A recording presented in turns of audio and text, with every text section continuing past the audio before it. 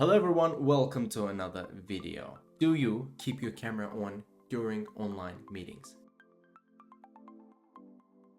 Another day, I came across an interesting discussion on LinkedIn about this topic. There was a guy, he was proudly announcing that it's more than 6 months he worked in a new workplace and his colleagues, except his boss, never saw his face. Everyone complained about that, and I want to complain about that in this video because there are a lot of people who think same way. His argument was like, why I have to show myself if I do my work properly? This is first sign of narcissism. People who think like that, they think that keeping your camera on is about you. It's about you showing yourself to others like you're some kind of superstar. Check this out. You are in real office with chairs, with desks, with board, with colleagues, all in one room having the meeting. What impression will you make to your colleagues if every time you talk, you go behind the curtain and talk from them? What do you think they will feel about your presentation? First of all, I want to see whom I talk to. Second, you will not believe what 80% of information we get from non-verbal communication. Where does our opponent look? How they speak? Do they speak fast? Do they speak slow? Are they confused? Are they tired? Are they happy?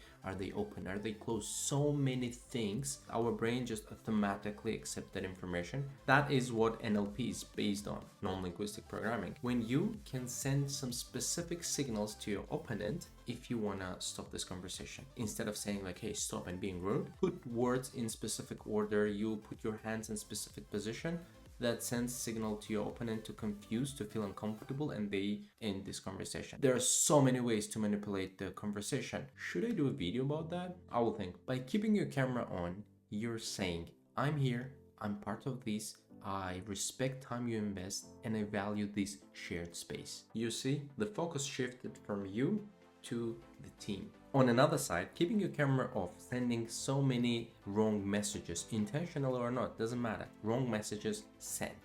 You can say that I feel uncomfortable when I keep my camera on, but keeping your camera off, you make uncomfortable everyone else. This is super important in a team environment where respect, responsibility, and trust are valued. If your team doesn't have these values, then you are in the wrong team. But why keeping your camera off makes others uncomfortable? This happens to me so many times. When I record the video, there's nobody in the room, it's me and my camera, and camera is an object.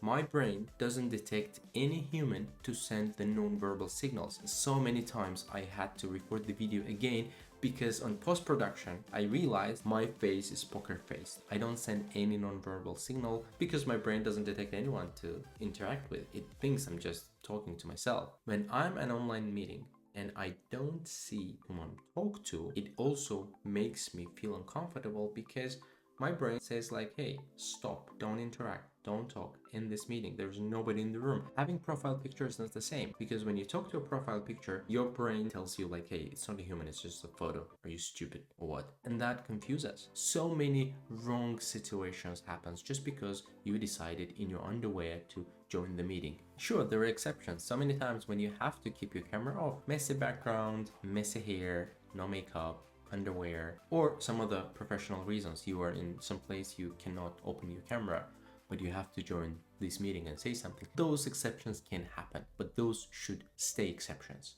Keeping your camera on is not about them to see you. It's about you to show that you are here for them. And that's ultimately what makes team stronger when everybody feels seen, heard, and valued. Bye-bye.